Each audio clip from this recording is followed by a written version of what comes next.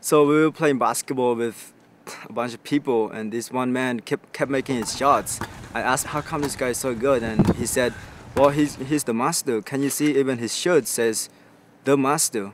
And later on I found that there's actually a school. He's not actually the master in basketball.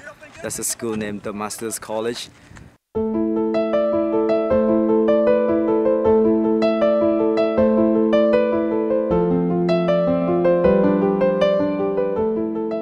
Well, I was born into a Buddhist family, into a non-Christian family. Well, obviously the Lord's name is not upheld. My mom couldn't take care of us, so she packed up and left, and I was on the streets for almost 2 years, eating mostly birds, but occasionally snakes and pretty much whatever I can find that is moving and edible. There are times where I couldn't find any of those things that moves and edible, so I end up eating through the trash cans, digging through trash cans, whatever I can get my hands on.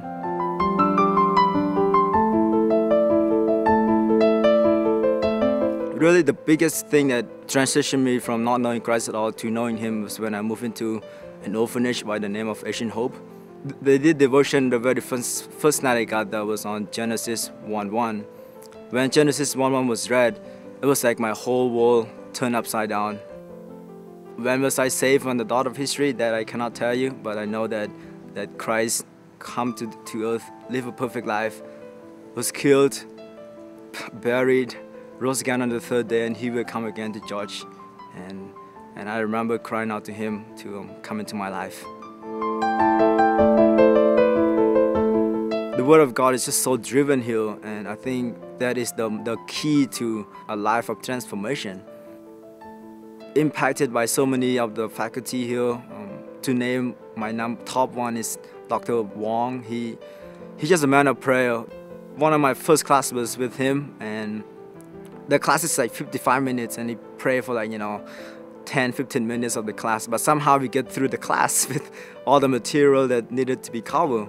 And I just remember after the first week, I was just so impacted by that. I went to him and I asked him, Dr. Wong, can you be someone who disciple me, someone who watches over me while I'm here? And he said yes, and thus began our discipleship, our relationship. And through that, I think it's one of the biggest things that helped me grow. Well, I'm looking forward to leading a team back to Cambodia. Actually, the trip has been confirmed, so I'm hoping to begin to recruit next year, as my senior year, take a team back, so immediately have something to work with.